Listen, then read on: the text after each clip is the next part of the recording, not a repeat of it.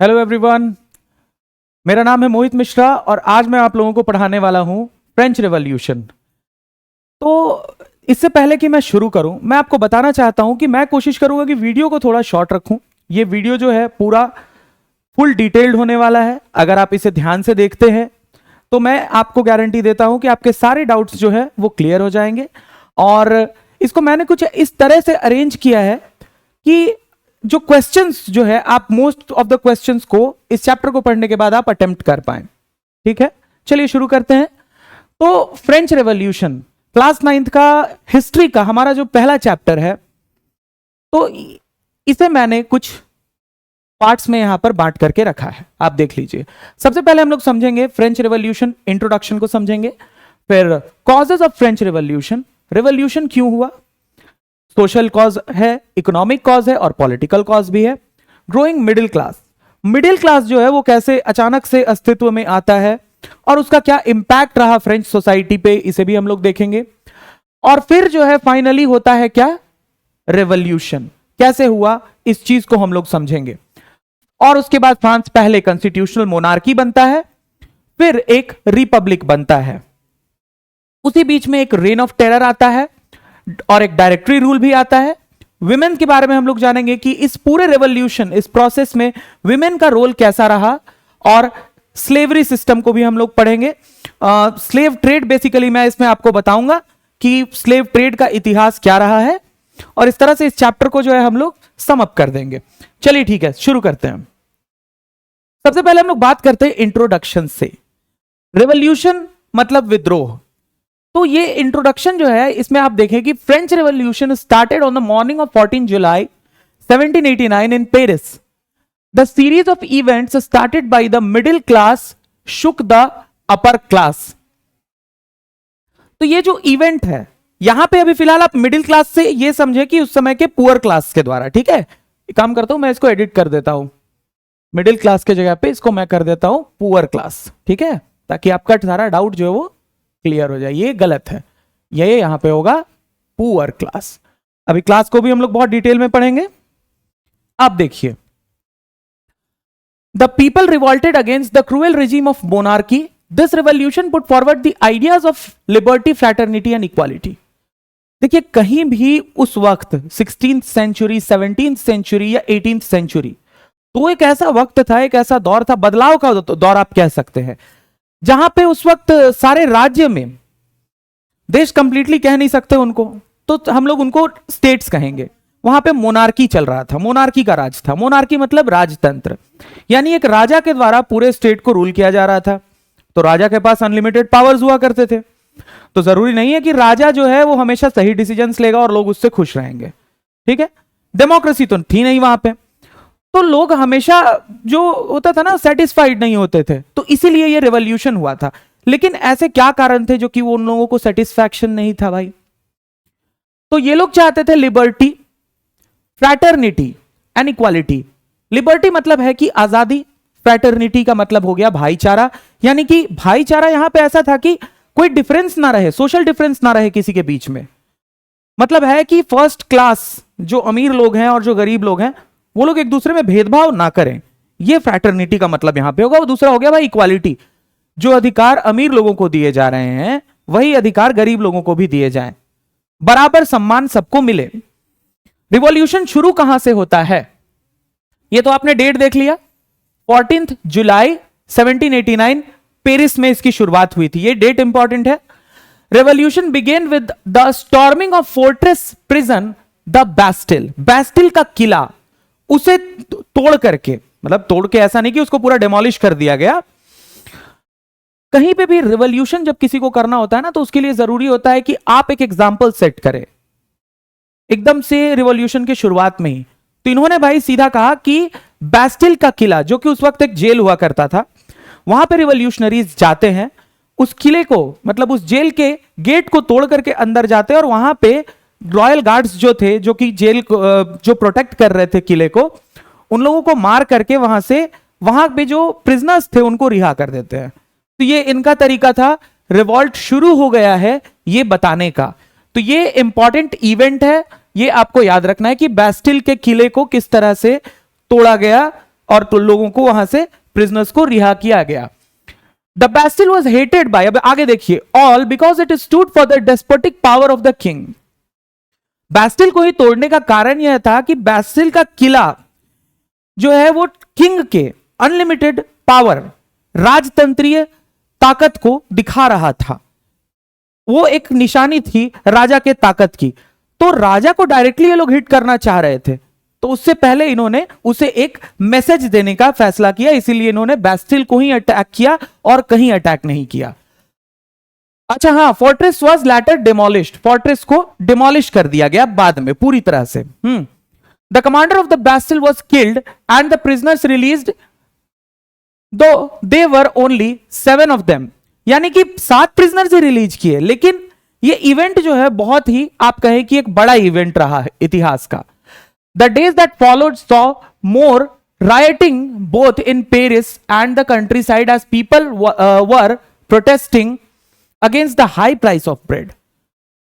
ऐसा नहीं है कि सिर्फ पेरिस में जो है प्रोटेस्ट हो रहा था, पेरिस के बाहर गांव में भी, कंट्री साइड में भी लोग जो है वो सड़कों पर आ गए थे।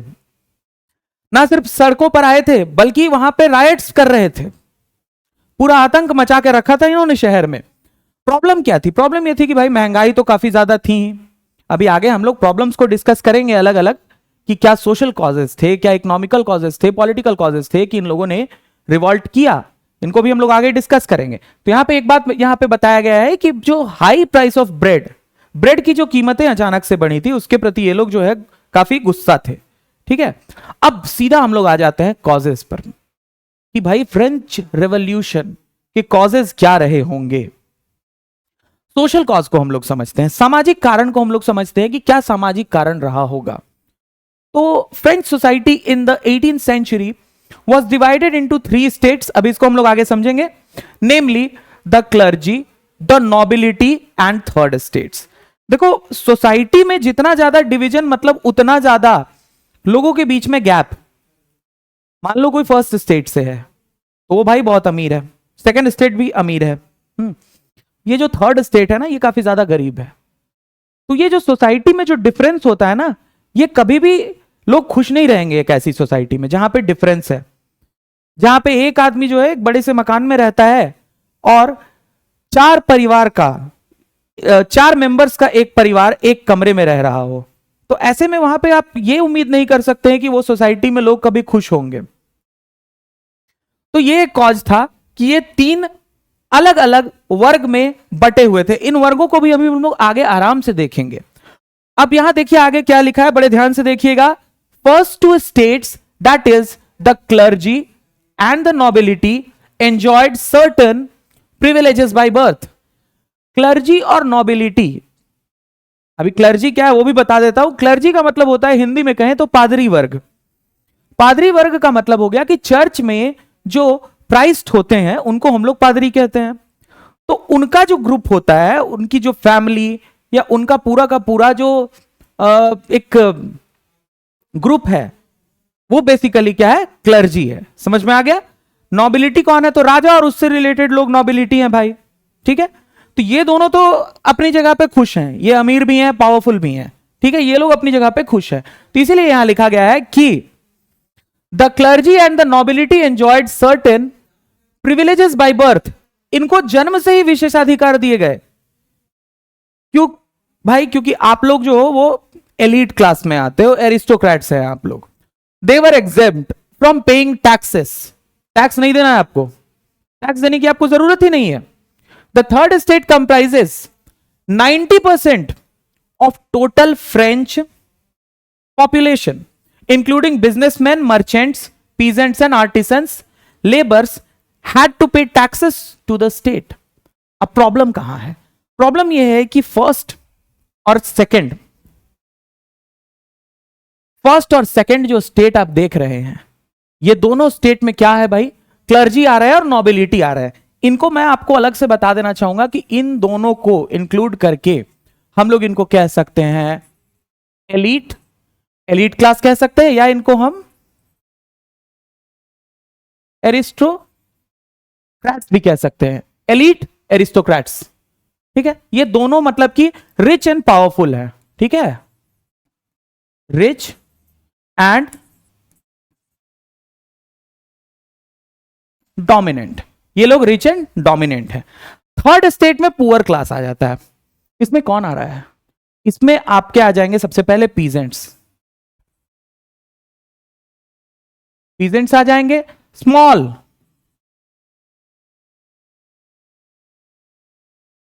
Businessman, small businessman, peasants, labours, ये लोग आ जाएंगे। अब इनका डेफिनेशन यही है सर कि ये लोग गरीब हैं, ये लोग जो है कमजोर है। और सबसे मजेदार बात क्या है पता है? अभी हमारी सोसाइटी में, जैसे मैं एग्जांपल लेता हूं इनकम टैक्स के बारे में, इनकम टैक्स कौन पे करता है? जो लोग ज्यादा पैसा कमा रहे हैं, ठीक है, जिनका जो सैलरी है वो ज्यादा है, 5 लाख से ज्यादा है, 7 लाख से ज्यादा है, तो वो इनकम टैक्स दे रहे हैं, ठीक है। हमारे यहां गरीब लोगों से तो इनकम टैक्स नहीं लिया जा रहा है, अभी की सोसाइटी में कहीं नहीं लिया जा रहा है पूरी दुनिया में। लेकिन ये एक ऐसी सोसाइटी थी जहां पे ये जो थर्ड स्टेट के लोग हैं ना, गरीब लोग, टैक्स यही दिया करते थे। कौन कौन से टैक्स देते थे इसको हम लोग समझेंगे। और आप एक चीज और देख लीजिए कि ये जो अकेला थर्ड स्टेट है, ये 90% पॉपुलेशन, 90% पॉपुलेशन इन्हीं का है भाई। ये दोनों काफी कम है पॉपुलेशन में, लेकिन ये रिच है, ये पावरफुल है। ये गरीब है, पॉपुलेशन भले ज्यादा है लेकिन ये गरीब है, टैक्सेस भी यही देते हैं। तो 90% पॉपुलेशन हमने देख लिया यहां पे कि थर्ड स्टेट की है। ये लोग कौन है? तो peasants, small businessman, artisans, labours, ये लोग आ जा रहे हैं इसमें। और ये जो बचा खुचा जो पॉपुलेशन है 10% या उससे ज्यादा या कम, वो एलीट एरिस्टोक्रेट्स हैं, ठीक है, रिच एंड डोमिनेंट हैं। इन लोगों ने सोसाइटी को डोमिनेट करके रखा है अपने पावर से। अभी भी हमारे यहां भी बहुत सारे ऐसे लोग हैं, बहुत सारे ऐसे, मेनली अगर आप देखें तो बाहुबली होते हैं, क्रिमिनल्स होते हैं, जो कि डोमिनेट करके रखते हैं सोसाइटी को। उनके पास पैसा भी बहुत होता है, पैसा, पावर, सब कुछ होता है। खैर पैसा तो अगर किसी के पास है तो वो तो पावरफुल, तो मोस्ट ऑफ द केसेस में पावरफुल होता ही है। चलिए आगे बढ़ते हैं। सोशल कॉज को हम लोगों ने समझा अच्छे से कि सोशल कॉज क्या है भाई। तो इन लोगों को इक्वालिटी नहीं मिल रही है, इन लोगों को लिबर्टी चाहिए, फ्रैटर्निटी चाहिए। चलिए थोड़ा पॉलिटिक्स को देखते हैं उस समय का कि ठीक है, राजा लुई 16 थे, पॉलिटिक्स में क्या परेशानी हो रही थी इसको थोड़ा समझते हैं।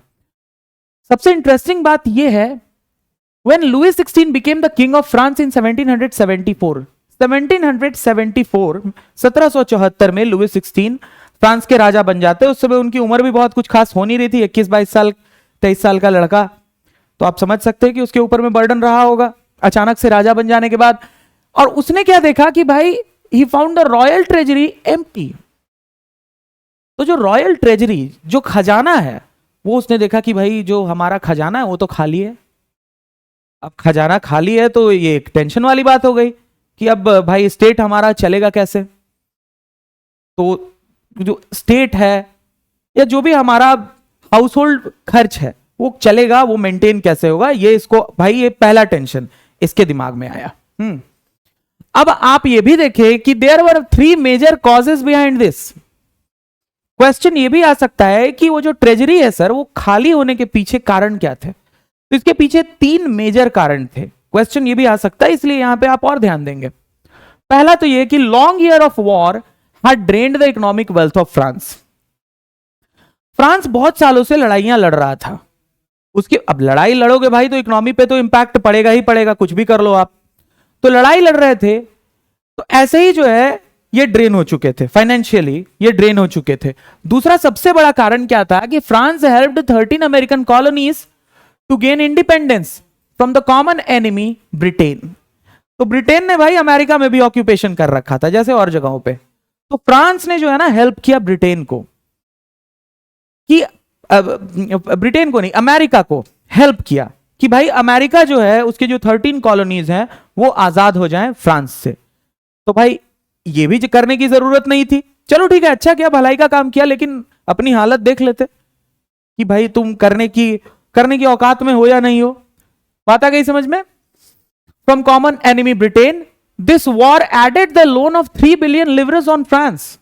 फ्रांस में और 3 बिलियन लिवरेज का लोन ऐड कर दिया इस वॉर ने। एक तो पहले से ही लड़ते आ रहे थे, अभी फिर से जो है लड़ रहे। Latter, the money lenders also started charging 10% interest on them. Loan आप कभी भी किसी से लेते हैं तो उसके साथ में आपको इंटरेस्ट तो उसका देना ही पड़ेगा। तो इंटरेस्ट जो है, जो जिससे इन्होंने पैसे लिए होंगे, उन्होंने भी कहा कि भाई अब इंटरेस्ट तो 10% तुमको देना ही देना है। तो आप सोच लो कि उनके ऊपर में कितना बर्डन रहा होगा कि भाई इतना कर्जा है, उसके ऊपर से 10% इंटरेस्ट के साथ में वो हमको ईएमआई जो है चुकाना है उसका, या जैसे भी हो सके चुकाना है। तो वो एक बर्डन ही तो है ना।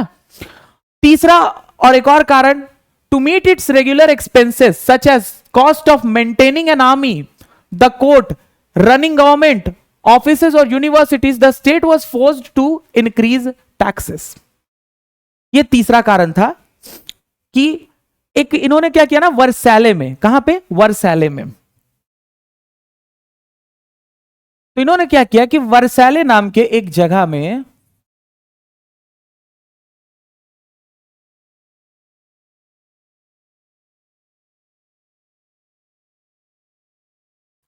वर्सैले नाम की जगह पे बना दिया एक इमेंस कोर्ट। कोर्ट कह सकते हैं आप, पैलेस कह सकते हैं, ठीक है। मान के चलो इन्होंने एक बना दिया भाई बहुत ही बड़ा सा एक कोर्ट, ठीक है। अब प्रॉब्लम क्या है कि ये पैलेस इन्होंने बनाया, मान लो यहां पे एक फाउंटेन भी लगा दिया, यहां से पानी ऐसे फवारा निकल रहा है।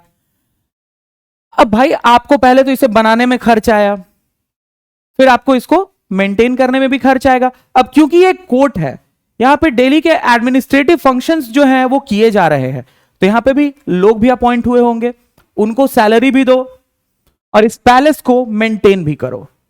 तो इस तरह के भी कुछ ना एक्स्ट्रा वैगेंट खर्चे जो है वो इन लोगों के थे। अब इन सब के अलावा सर, इन सब के अलावा यहां पे ये भी बताया जा रहा है कि रेगुलर एक्सपेंसेस भी हैं इनके, ठीक है। रेगुलर एक्सपेंस है भाई, देश चलाना है, आर्मी को भी मेंटेन करके रखना है, आर्मी को सैलरी देनी है, हथियार पुराने हो गए तो नए ला करके दो, उनको भी सैलरी देना है, खाना पीना देना है, हथियार देना है, उसमें भी खर्च जा रहा है भाई। ये सब तीन मेजर कारण मिला करके फ्रांस का ट्रेजरी जो है भाई पूरी तरह से खाली हो चुका था, समाप्त हो चुका था। लुई 16 आता है 1774 में, देखता है कि अरे ट्रेजरी में तो कुछ है ही नहीं। अब वो टेंशन में आ जाता है कि अब मैं स्टेट को चलाऊंगा कैसे, अब वो टेंशन में आ गया बिल्कुल। हाँ, अब बात करते हैं इकोनॉमिक कॉजेज। रिवॉल्यूशन के लिए, रेवोल्यूशन के लिए जो इकोनॉमिक कॉज रहा, ये तो पॉलिटिकल कॉज था, इसके वजह से इन्होंने टैक्स बढ़ाए। ये तीन मेजर कारण है जिसकी वजह से ट्रेजरी खाली हुई, और उसी ट्रेजरी को भरने के लिए लुई 16 फैसला करता है कि मैं टैक्स बढ़ाऊंगा तो लोग गुस्सा होते हैं। ये पॉलिटिकल कॉज हुआ, ठीक है, कंफ्यूज मत करना। इकोनॉमिक कॉज को देखते हैं। The population of France rose from about 23 million in 1715 to 28 million in 1789। तो सर देखो आप, पॉपुलेशन भी बढ़ रहा है। अभी जैसे मैं क्लास में हमेशा एक एग्जांपल देता हूं, क्लास में अगर 40 बच्चे हैं और मैं 80 समोसे लेकर के क्लास में घुसूं, क्लास के अंदर जाता हूं, तो सबको 2-2 समोसे खाने के लिए मिल गए, ठीक है। लेकिन अचानक से मान लो कि क्लास में ही 80 बच्चे बैठ गए और समोसों की क्वांटिटी वही है, तो सबको एक एक मिलेंगे, कोई खुश नहीं होगा, सब बोलेंगे सर पेट नहीं भरा, सर मजा नहीं आया, सर बोलेंगे ना। तो वही होता है जब आप पॉपुलेशन जो है किसी भी स्टेट का बढ़ जाए, और उसके बाद क्या है ना कि हर चीज में डिवीजन आ जाता है, बंटवारा जो है हर चीज का बढ़ जाता है। तो यही फ्रांस में हुआ कि 23 मिलियन से 28 मिलियन जो पॉपुलेशन अचानक से बढ़ा, उसकी वजह से वहां पे, और प्रोडक्शन कैपेबिलिटी वही है, सेम है, प्रोडक्शन कैपेबिलिटी सेम है, तो इससे क्या होगा, जाहिर सी बात है फूड शॉर्टेज होगा सबसे पहले, ठीक है। अनाज की कमी आएगी, अनाज की कमी आएगी तो जिस चीज की कमी होती है तो महंगाई अपने आप बढ़ती है, ठीक है। This led to a rapid increase in the demand of food grains. Food grains अब सबको खाना तो खाना ही है ना, डिमांड तो करेंगे ही। Production of grains could not keep pace with the demand. लेकिन जो प्रोडक्शन है, प्रोडक्शन कैपेबिलिटी जैसा मैंने कहा कि उसे नहीं बढ़ाया गया है, वो उतनी ही है, तो वो डिमांड के हिसाब से पेस जो है वो नहीं कर पा रहा है, दोनों मैच नहीं कर पा रहे हैं। So the price of bread, which was the staple diet of the majority, rose rapidly. तो भाई इस तरह से जो प्राइस होता है ना ब्रेड का, और ब्रेड क्या है यहाँ इनका भाई, स्टेपल डाइट है, मुख्य आहार है। उसके दाम बढ़ गए अचानक से। अब करे तो करे क्या, ये लोग टेंशन में आ गए भाई। अब खाने के लिए भी तो होना चाहिए ना, बाकी सब तो चलो हम लोग छोड़ देंगे, लेकिन एटलीस्ट खाने के लिए तो होना चाहिए, खाने के लिए तो मिल जाए। Things became worse whenever drought और hail reduce the harvest। ऊपर से क्या है कि सूखा या तूफान, आंधी तूफान, इन दोनों चीजों से भी फ्रांस की जनता, जो किसान थे, वो अलग परेशान थे। एक तो ऐसे ही प्रोडक्शन जो है वो कम है, ऊपर से अगर मान लो कि हेल स्टॉर्म आ गया या ड्राउट आ गया, तो भाई वो जो बचे खुचे फसल है वो भी बर्बाद हो गया, किसान तो बर्बाद हो गया ऐसे ही। तो ये और सिचुएशन को बुरा कर रहे थे फ्रांस में। और ये सब कौन झेल रहा है? ये सब झेल रहा है और कोई नहीं, ये सब वहां पे थर्ड स्टेट के जो लोग हैं ना, सिर्फ वो झेल रहे हैं। क्योंकि अमीर लोगों के पास जो फर्स्ट एंड सेकंड स्टेट है, क्लर्जीज है, नोबिलिटीज है, वो लोग तो भाई रिच एंड डोमिनेंट है, पावरफुल है, उनको तो कोई फर्क पड़ने नहीं वाला इससे। This led to a subsistence crisis, something that occurred frequently in France during the old regime. अब इससे सर आ गया यहां पे सबसिस्टेंस क्राइसिस। सबसिस्टेंस क्राइसिस को आप अपनी किताब में भी डेफिनेशन देख सकते हैं, यानी कि एक ऐसा सिचुएशन, एक ऐसा वक्त आ जाता है जब आपके पास खाने के लिए भी जब नहीं बच जाए। देखो गरीबी कई तरह की होती है। अभी हम लोग मिडिल क्लास लोग हैं, हमारे साथ क्या है कि हम लोगों को रोटी कपड़ा मकान, ये तीन चीजें हमारे पास मिल जा रही हैं, वो आसानी से मिल रही हैं भाई। खाने के लिए तो कोई परेशानी नहीं है, कपड़े हम अपनी मर्जी के पहन लेते हैं, घर आप रह रहे हो, आपको रहने के लिए घर है। अब आप भले रेंट के घर पे रह लो या आप घर खरीद के या बना करके जैसे रहना रहो, लेकिन सर वो घर है आपका, रेंट भी दे रहे हो तो वो आपका घर ही हुआ, ठीक है। ये यहां पे कहने का मतलब है। हम लोग थोड़ा बहुत लग्जरी भी कर लेते हैं कि भाई चले गए हफ्ते में एक दिन चले गए डिनर करने कहीं पे, कहीं से खाना मंगा लिया, तो ये लग्जरी है सर। इसमें हम लोग कभी कभी कह देते हैं कि हम लोग गरीब हैं। तो इनके साथ सोचो जो कि सबसिस्टेंस क्राइसिस से गुजर रहे थे, जिनके पास खाने के लिए कुछ भी नहीं था, ठीक है। हाँ, तो बात यहां पे यही है कि जो सबसिस्टेंस क्राइसिस है, ये लोग उससे गुजर रहे हैं। मतलब खाने के लिए नहीं है सर, और सब चीजें तो आप भूल जाएं। खाना इंसान सबसे पहले खोजता है, उसे खाना मिल जाए उसके बाद वो कपड़े ढूंढेगा, ये दोनों चीजें मिल जाए तब वो ढूंढेगा भाई रहने को कोई हमको घर मिल जाए। जब ये तीन चीजें पूरी हो जाती है तब वो सोचता है हाँ भाई ठीक है, घर में पंखा है कि नहीं है, कि भाई आज जो है सो खाना जो है तो खा लिया, अब चलो अपने घूमने के लिए कुछ गाड़ी वाड़ी खरीद लेते हैं, या इस तरह के जो भी सोच है वो बाद में, ठीक है ना सर, वो लग्जरी में बाद में जाएगा, पहले तो जरूरत की चीज पूरा करेगा। तो ये सबसिस्टेंस क्राइसिस यही सिचुएशन है जहां पे आपको खाने के लिए नहीं मिल रहा है। आप प्रॉब्लम को समझ सकते हैं। अब यहां पे एक नया जो मसला है इसको समझते हैं, ग्रोइंग मिडिल क्लास। कि मिडिल क्लास कहां से आया अचानक से? मिडिल क्लास जो है वो इस सोसाइटी में, अगर आप ध्यान से देखें ना सर, तो फर्स्ट स्टेट है, सेकंड स्टेट है, ये लोग सुपर रिच है सर, ये लोग क्या है, सुपर रिच है, और ये लोग पुअर हैं सर। बीच में मिडिल क्लास कहां है? मिडिल क्लास तो है ही नहीं सर। मिडिल क्लास अभी आएगा, देखिए यहां पे आप। तो ये जो आप गैप देख रहे हैं ना, यहां पे आएगा मिडिल क्लास, ये बाद में आएगा, ठीक है। कब आया, कैसे आया, क्या प्रोसेस रहा, उसको हम लोग समझते हैं। तो ये हमारा जो है ये रहा मिडिल क्लास, ठीक है। ये एकदम से गरीब लोग हो गए, ये एकदम से अमीर लोग हो गए। अब मिडिल क्लास के साथ क्या है कि ये ना तो ज्यादा गरीब है ना तो बहुत ज्यादा अमीर है। आ गई बात समझ में? चलिए आगे देखते हैं मिडिल क्लास कैसे जो है वो अस्तित्व में आया, इसको जानते हैं।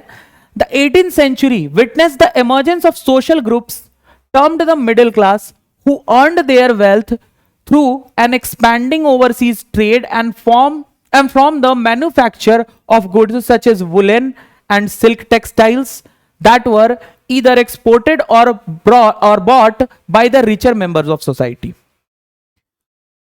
एक तरीका नहीं था सर, जैसे हमने देखा यहां पे ट्रेड से आए जो व्यापारी थे। अब बहुत सारी चीजें थी लोगों की जरूरतों को पूरा करते करते, जो पुअर क्लास के लोग थे उन लोगों ने पैसा कमा लिया। अब जैसे मान लो कि कोई अमीर है भाई, कोई रिच क्लास का, कोई एरिस्टोक्रेट है, कोई एलीट है, उसको जरूरत पड़ती है कोई चीज की, तो वो किससे डिमांड करेगा? वो खुद तो जाकर के वो खरीद के लाएगा नहीं, बाहर से मंगवाएगा नहीं, वो ये एक्सपेक्ट करेगा कि कोई उसके एवज में उस चीज को बाहर से ला करके मार्केट में बेचे और वो जाकर के उससे खरीदे, और मनचाहा दाम तो वो दे ही सकता है। तो वो जो बंदा जो बाहर से चीजों को ला करके बेच रहा है, जो ट्रेडर है या जो बिजनेसमैन है, वो ऐसे पैसे कमा रहा है। दूसरा कारण यहां पे एक और चीज मैं बताना चाहूंगा आपको कि ये तो चलो ट्रेड से हमने देखा, और इंपोर्ट एक्सपोर्ट जो है वो चला, उससे जो है मिडिल क्लास जो है वो अस्तित्व में आता है। इंडस्ट्रियलाइजेशन, तो जब नए नए इंडस्ट्रीज बनने लग गए ना, तो इंडस्ट्री में काम करने के लिए लेबर फोर्सेस की भी जरूरत पड़ी। अब आप ये बताइए कि क्या लेबर फोर्स का काम करने के लिए ये एलीट लोग जाएंगे? नहीं जाएंगे। लेबर फोर्स का काम करने के लिए वही पुअर क्लास के लोग जो है ना, वो वहां पे जाएंगे। जैसे कोई किसान है, वो जानता है कि यार खेती में भविष्य नहीं है, कभी बारिश हो जाती है ज्यादा तो कभी सूखा पड़ जाता है, कुछ फिक्स नहीं है सर, सिक्योरिटी तो बिल्कुल भी नहीं है। तो उसको अगर कोई उसी वक्त अगर कहता है कि तुम एक काम कर लो, तुम जो है भाई इस इंडस्ट्री में काम कर लो, इस फैक्ट्री में काम कर लो, चलो तुमको ट्रेनिंग देते हैं हम लोग, तुम यहां पे काम करो, तुमको फिक्स्ड सैलरी जो है हर महीने तुम्हारे को मतलब हाथ में दे दी जाएगी।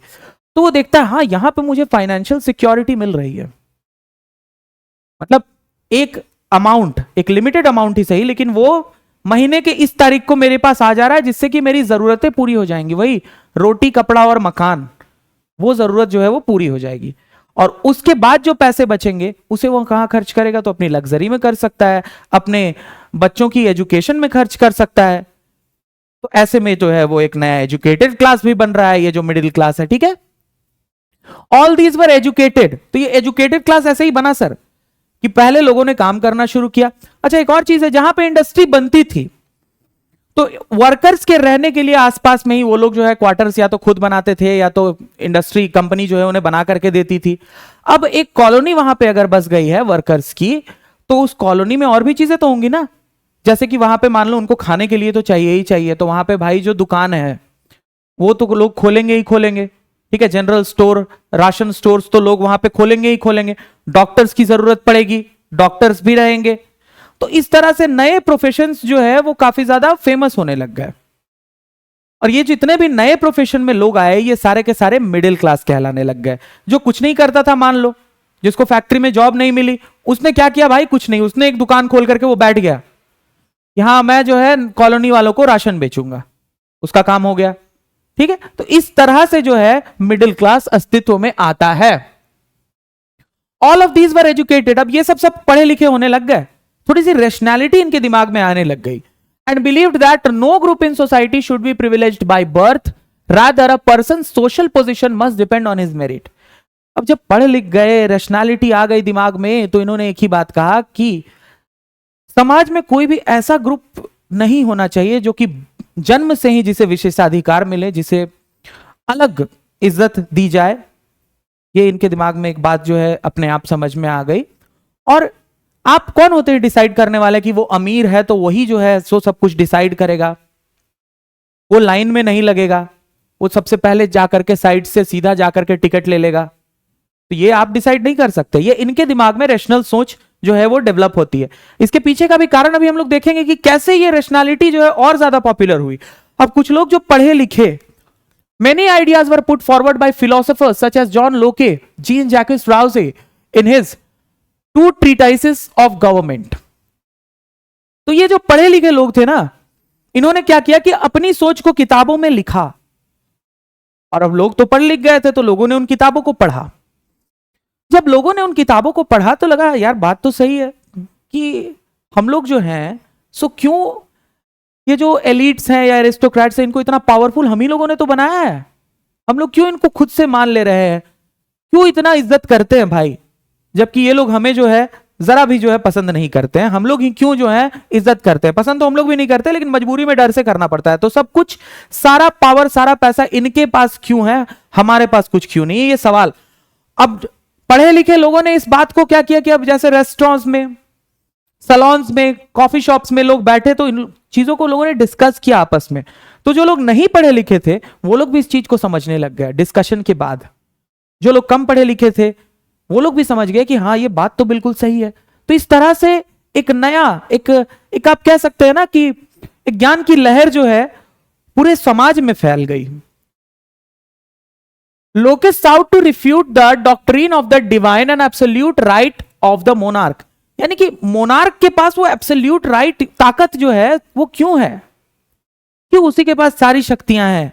इस चीज को लोके ने बहुत अच्छे से एक्सप्लेन किया और क्वेश्चन किया। तो इस तरह से अगर आप देखें तो लोके जो है ना वो लोगों के दिमाग खोल रहे हैं। जो भी इनको पढ़ रहा है या डिस्कस कर रहा है इनके आइडियाज को, उसको लग रहा है यार सही तो बोल रहा है, हम लोग तो बेवकूफ थे। राउजी carried the idea forward, proposing a form of government based on a social contract between people and their representatives। यहां पे राउजी ने एक और आइडिया जो है उसको जन्म दिया। उन्होंने कहा कि देखो यार, जो हमारे जो लीडर्स हैं ना, और हम लोग क्या हैं, हम लोग जो रिप्रेजेंटेटिव्स हैं, तो भाई मतलब जो रिप्रेजेंटेटिव्स हैं और लीडर्स हैं इनके बीच में एक सोशल कॉन्ट्रैक्ट होना चाहिए। जैसे अभी हमारे यहाँ डेमोक्रेसी में होता है, हमारा गवर्नमेंट के साथ क्या है, हमारा एक सोशल कॉन्ट्रैक्ट है। ठीक है, कि आप अच्छा काम करोगे हम आपको वोट देंगे, अगर आप गलत काम करोगे हम लोग तुरंत सीट से उतार देंगे आपको। तो उन्होंने इस आइडिया को जो है जन्म दिया और लोगों को इंट्रोड्यूस करवाया इस आइडिया से कि कुछ ऐसा भी हो सकता है। In the spirit of the laws, Montesquieu propose the division of power within the government. Montesquieu ने तो इस किताब में द स्पिरिट ऑफ पावर में, द स्पिरिट ऑफ लॉज में सीधा यह बता दिया कि पावर को कैसे डिवाइड करना है ताकि पावर किसी एक इंसान के हाथ में ना चली जाए। अगर पावर एक इंसान के हाथ में चली गई भाई, तब तो फिर वो अपने आप को ताकतवर ही समझ लेगा, तब तो वो खुल के जुल्म करेगा। तो इस चीज को मॉन्टेस्क्यू ने बताया और इन्होंने ये आइडिया दिया विद इन द गवर्नमेंट, जो डिवीजन है वो होना चाहिए गवर्नमेंट में between legislative, executive and judiciary. तो आइडिया को उन्होंने दिया, किसने दिया, द स्पिरिट ऑफ लॉज में मॉन्टेस्क्यू ने दिया। इस बारे में बात की। अब लोगों ने इस चीज को पढ़ा, लो भाई एक और कारण हो गया कि लोग अब नाराज हो गए। जो बर्बन डायनेस्टी, लुई 16 जो गद्दी पर बैठा था, उससे अब और नाराज हो गए ये लोग। अब होगा रेवोल्यूशन। अब आप शुरू से एक बार देखें तो इतने कारण काफी हैं, इतने कारण काफी हैं। आप देखें सोशल कॉजेस, ठीक है, जो सोशल डिफरेंसेस हैं लोगों के बीच में, वो एक कारण हो गया सर। दूसरा कारण हम लोग यहां पे देखेंगे पॉलिटिकल कॉजेस, कि भाई क्योंकि मेरा खजाना खाली है इसलिए मैं तुम्हारा टैक्स बढ़ा दूंगा, तुम्हारी भलाई के बारे में और कुछ नहीं सोच सकता हूं लेकिन हाँ टैक्स जरूर बढ़ाऊंगा तुम्हारा। ये पॉलिटिकल कॉज यहां पे था। इसमें भी हमने देखा ट्रेजरी क्यों खाली हुई। इकोनॉमिक कॉज में हमने देखा पॉपुलेशन अचानक से इतना बढ़ जाता है कि लोग जो है वो सब्सिस्टेंस क्राइसिस को झेल रहे थे, सब्सिस्टेंस क्राइसिस को फेस करने लग गए। ये हमने देख लिया। उसके बाद हमने देखा एक बदलाव आया, मिडिल क्लास। मिडिल क्लास अचानक से आता है अस्तित्व में, और जब मिडिल क्लास आता है भाई तो आंखें खोल दी लोगों की, बहुत कुछ जो है बातें क्लियर हो गई, लोग पढ़े लिखे होने लग गए। अब सर बात करते हैं आउटब्रेक ऑफ रेवोल्यूशन। चलो शुरू करते हैं, रेवोल्यूशन कैसे हुआ। 5 मई की बात है 1789, 1789, लुई 16 हेल्ड एन असेंबली। पहले बैकग्राउंड को जान लो क्या हुआ था। Held an assembly to pass proposals for new form of taxes which was boycotted by the third state. तो जैसा कि मैंने बताया पॉलिटिकल कॉजेज में, रिवॉल्यूशन के जो पॉलिटिकल कॉज थे उसमें मैंने आपको बताया कि लुई 16 ने क्या किया था, टैक्स बढ़ाने की बात की। तो टैक्स बढ़ाने के लिए ही 5 मई को इसने एक असेंबली बुलाई। असेंबली में कौन था ये भी बताऊंगा मैं, कि भाई जान लो कि मैं टैक्स बढ़ाने वाला हूं, और थर्ड स्टेट ने इसको अपोज किया। आगे देखिए, they found the voting system unfair and swore not to attend any assembly unless a constitution is drafted limiting the power of the monarchy. Sir बताता हूं अब आगे क्या हुआ आपको, है ना।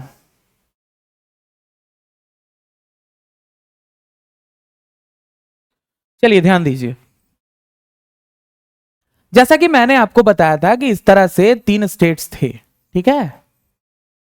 फर्स्ट, ये फर्स्ट है, ये सेकंड है, और ये हमारा थर्ड स्टेट है, ठीक है। फर्स्ट में कौन आ रहा है सर, क्लर्जी आ रहे हैं। सेकंड में कौन आ रहा है,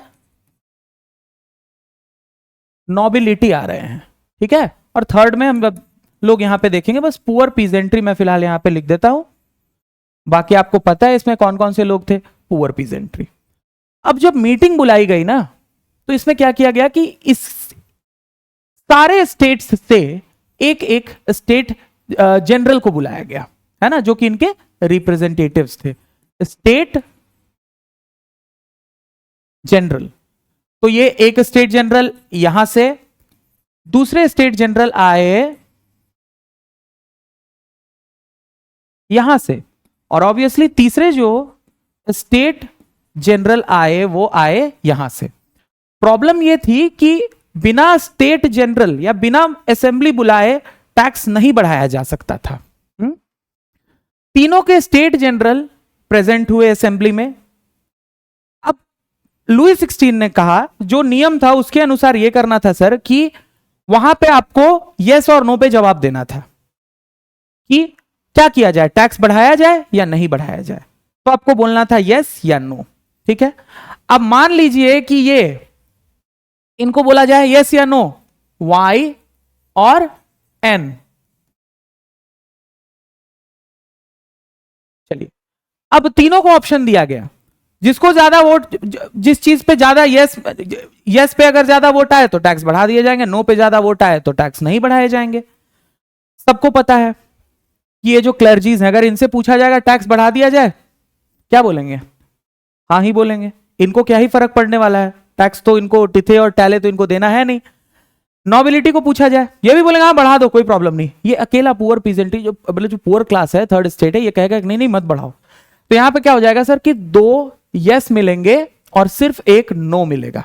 तो जो प्रपोजल पास किया जाएगा उसमें टैक्स बढ़ा दिया जाएगा। तो इस चीज को थर्ड स्टेट के लोगों ने अपोज कर दिया, कहा कि नहीं नहीं नहीं ऐसे नहीं चलता है यार, ये तुम लोग क्या कर रहे हो, तो मतलब कुछ भी एकदम से अनफेयर। इनको क्या फर्क पड़ता है, इनको थोड़ी देना है, या अगर देना भी रहता है तो इनके पास बहुत है, हमसे पूछो। ये बात हुई।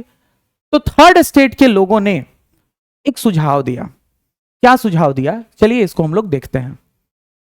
उन्होंने बोला कि देखो 300 मेंबर्स, ठीक है, असेंबली में 300 मेंबर्स फर्स्ट स्टेट के हैं, 300 मेंबर सेकेंड स्टेट के हैं और 600 मेंबर थर्ड स्टेट के हैं।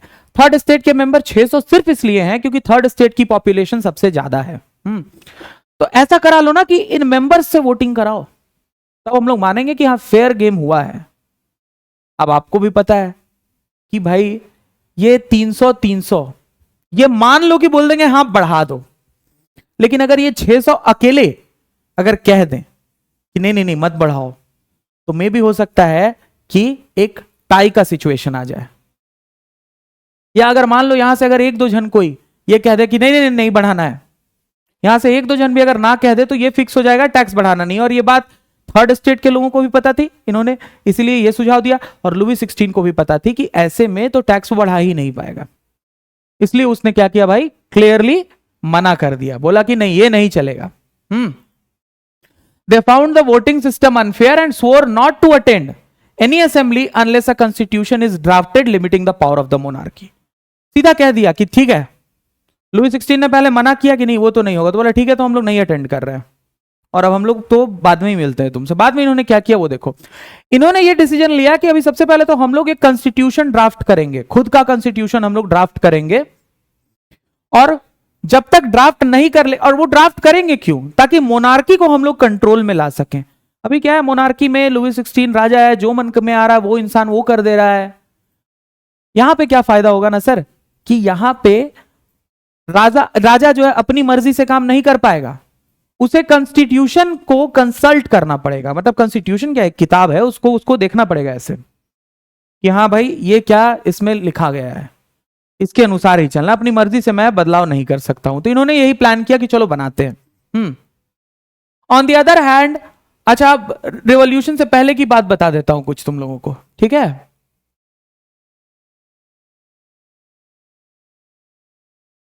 देखो रेवोल्यूशन से पहले ये सारे लोग मिलते हैं, ये पहले तो ये असेंबली से गुस्सा होकर के निकल गए, ये थर्ड स्टेट वाले लोग। ये लोग एक इंडोर टेनिस स्टेडियम में मिले, यहां पर ये सारे के सारे लोग मिले। इन्होंने डिसाइड किया कि चलो भाई अब हम लोग एक कॉन्स्टिट्यूशन को ड्राफ्ट करते हैं। क्या करते हैं, कॉन्स्टिट्यूशन को ड्राफ्ट करते हैं। जो भी प्लान ऑफ एक्शन था तैयार किया कि अगर रिवॉल्ट करना है तो कैसे शुरुआत करनी है, क्या क्या हमारे डिमांड्स होंगे, इन सब को इन्होंने एक मान लो कि एक ऐसे किताब में लिखा। ठीक है, ये क्या है, ये हमारा कॉन्स्टिट्यूशन है। क्या है सर, कॉन्स्टिट्यूशन है।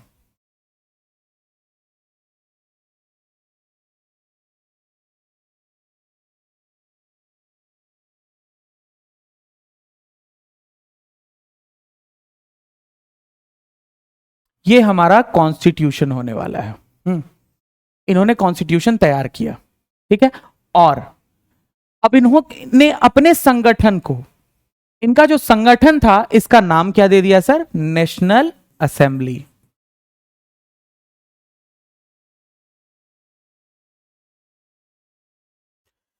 नेशनल असेंबली, इन्होंने अपने संगठन का नाम दे दिया नेशनल असेंबली। थर्ड स्टेट ने जो क्रांति करने के लिए, रेवोल्यूशन करने के लिए जो एक ग्रुप को फॉर्म किया, वो जो एकजुट हुए, उसे नेशनल असेंबली के नाम से जाना गया। इस बात को आप याद रखेंगे, ठीक है।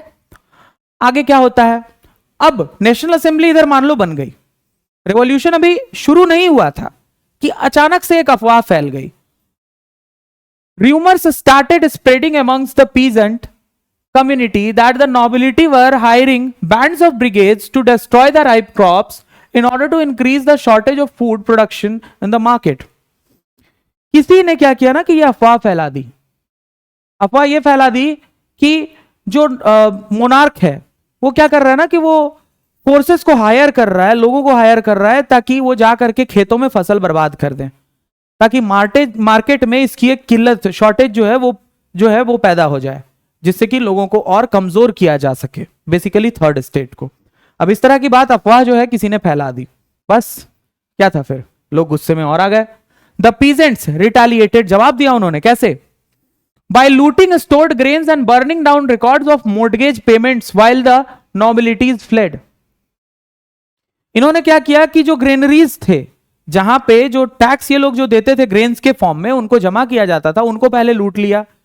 वहां जाकर के सारे रिकॉर्ड्स जला दिए कि भाई किस किसान ने कितना कुछ दिया है, उससे रिलेटेड जो भी डेटा था इन्होंने उस सब कुछ जला दिया। तो डेटा उस समय रजिस्टर्स में रहा करता था, वो लोग नोट करते थे नाम के साथ में। तो वो सब कुछ जो है इन्होंने जला दिया, सब कुछ मिटा दिया, और वहां से जितने भी नॉबिलिटीज थे वो लोग भाग गए डर से, क्योंकि भाई आप ही सोचो ना, एक बड़ी सी भीड़ आपकी तरफ आ रही है, आप तो डरेंगे ही। अब इस डर के चक्कर में क्या हुआ कि इन्होंने पूरे फ्रांस में, आप एक तरह से कहिए कि जो शुरुआत में हमने देखा था, जैसे बैस्टिल का किला तोड़ना और भी जो भी चीजें हुई, तो इन सब चीजों से डर करके फाइनली लुई 16 ने क्या किया कि was forced to accord recognition to the national assembly to bring an end to these uprisings. Sir जितना कुछ ये सब हुआ ना, बुरा हुआ, ये सब जो है देखा लुई 16 ने, वो समझ गया कि अभी हम लोग इनको कंट्रोल नहीं कर सकते, हमारे पास सोल्जर्स भी लिमिटेड हैं, और ये लोग तो 90% पॉपुलेशन है ही। अगर ये लोग सड़कों पे आ गए तो फिर तो संभालना ऐसे भी मुश्किल है। उन्होंने कहा ठीक है, मैं तुम्हारी बात मानता हूं, और सबसे पहले इन्होंने क्या किया कि नेशनल असेंबली को रिकॉग्निशन दे दिया। बोला ओके, रिकॉग्निशन देने का मतलब हो गया कि इससे पहले लुई 16 नेशनल असेंबली को नहीं पहचानता था, या आप कह सकते हैं कि उसकी कोई शर्तें मानने को तैयार नहीं था, लेकिन अब नेशनल असेंबली को वो सीरियसली लेने लग गया, क्योंकि अब उसे डर था। तो 14 अगस्त की बात है, 14 अगस्त 1789, the national assembly passed the decree of abolishing the feudal system and unequal tax system.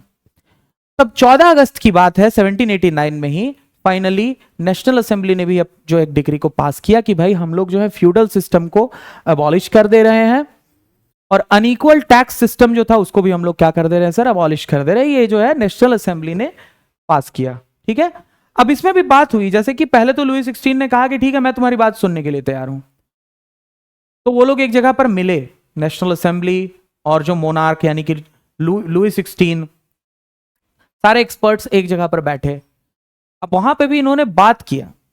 अब मान लो कि नेशनल असेंबली ने, जो भी थर्ड स्टेट के जो लोग थे, उन्होंने जो भी कॉन्स्टिट्यूशन बनाया होगा वो अपने फायदे को देखते हुए बनाया होगा, अपनी मर्जी के हिसाब से बनाया होगा। इन्होंने भाई क्या कहा कि चलो ठीक है देखते हैं, और वहां नेगोशिएशंस हुए, मोल भाव हुआ कि नहीं नहीं ये वाला नियम तो भाई तुम्हारे हिसाब से बहुत अच्छा हो जा रहा है, हमारे लिए काफी बुरा है, थोड़ा इसमें कुछ बदलाव करो। तो दोनों पार्टी ने मिलकर के बैठ करके बात की, और कॉन्स्टिट्यूशन में जो जरूरत छोटे मोटे चेंजेस थे वो किए, और तब जाकर के नेशनल असेंबली लीगलाइज होती है, and France becomes a constitutional monarchy. और फ्रांस जो है वो बन जाता है क्या, constitutional monarchy. Sir constitutional monarchy का मतलब क्या है? मोनार्की तो चलो ठीक है, राजा, लेकिन इसके साथ में वर्ड अगर आप कॉन्स्टिट्यूशनल जोड़ देते हैं तो क्या होता है बताता हूं मैं आपको। राजा ही राजा रहेगा, ठीक है, लेकिन वो अब अपनी मर्जी से फैसले नहीं ले पाएगा। कोई भी फैसला लेने से पहले उसको कॉन्स्टिट्यूशन जो है उसको देखना पड़ेगा, उसमें क्या लिखा है, तभी वो कोई फैसला ले सकता है। ये होता है सर कॉन्स्टिट्यूशनल मोनार्की में। तो राजा लुई 16 ही था। 1791 was when the National Assembly drafted the Constitution। Constitution जो है वो फाइनली जो है कंप्लीट हो गया 1791 में, और इसने पावर्स को डिवाइड कर दिया, जुडिशियरी, एग्जीक्यूटिव एंड लेजिस्लेचर, जैसा कि अभी मॉडर्न डे डेमोक्रेसीज में है, हमारे यहां भी है। Taking away powers from just one institution. अब ये ऐसा इसलिए किया जाता है ताकि एक इंस्टीट्यूशन के हाथ में पावर नहीं रह जाए। अगर किसी एक इंस्टीट्यूशन को आप पूरी की पूरी ताकत दे दोगे तो वो तो फिर एक आर्बिट्ररी फोर्स जो है वो बन सकती है, वो जो है आर्बिट्ररीनेस जो है वो परफॉर्म कर सकती है कहीं पर भी, तो वो तो गलत है। तो आपको पावर को तो बांटना पड़ेगा ना। An indirect election was used as the method to make laws in the national assembly. National और एक इलेक्शन का प्रोसेस भी रखा गया कि जो मेंबर्स होंगे वो इलेक्ट होकर के आएंगे, जो लोग नियम बनाएंगे वो इनडायरेक्ट इलेक्शन जो है उसको फेस करना होगा तो ही वो बनेंगे। 25 साल से ऊपर के जो लोग थे and tax payer of at least 3 days of labours wage were termed active citizens and allowed to vote. अब जो वोटिंग राइट है वो कैसे दिया गया वो थोड़ा कंफ्यूजिंग है, उसको देख लो। जिसकी भी उम्र 25 साल से ज्यादा हो रही है, पहला कि हाँ वो वोट कर सकता है, लेकिन कब? जब वो 3 दिन के लेबर, एक जो काम करने वाला मजदूर होता है, उसके वेज के जितना इनकम टैक्स पे करता होगा तो ही वो वोट दे सकता है। चलो ठीक है, फिर भी अच्छा यहां पे देखो एक चीज को ध्यान दो कि यहां पे इन लोगों ने बड़ा अच्छा खेला है कि जो भी बंदा यहां पे इतना इनकम टैक्स पे कर रहा होगा वो तो ऑब्वियसली ज्यादा कमाता होगा, और ज्यादा कमाता है का मतलब वो गरीब नहीं होगा। तो इन्होंने इनडायरेक्टली तो गरीब को तो दिया ही नहीं है वोटिंग राइट। तो कितना अच्छा खेला इन्होंने, यहां पे दिमाग अभी भी इन्होंने काफी यूज किया है। Basic rights were ingrained in the constitution. और भी जो कुछ बेसिक राइट्स एकदम से होते हैं, जैसे पहले यहां पे होती थी सेंसरशिप, आप राजा के अगेंस्ट में बोल नहीं सकते हैं, कुछ लिख नहीं सकते हैं, आपको जेल में डाल दिया जाता। तो वो जो कुछ बेसिक राइट्स उससे रिलेटेड और भी राइट्स से उनको अवेल किया गया, जैसे freedom of speech, freedom of opinion, equality of law. तो ये सब जो है कुछ मेजर राइट्स थे, इनको वहां पे अवेल कर दिया गया। ठीक है, अब इतना जो है ना सर वो काफी नहीं था, इसके बाद में भी बहुत सारे बदलाव आएंगे इसके आगे वाले टॉपिक में।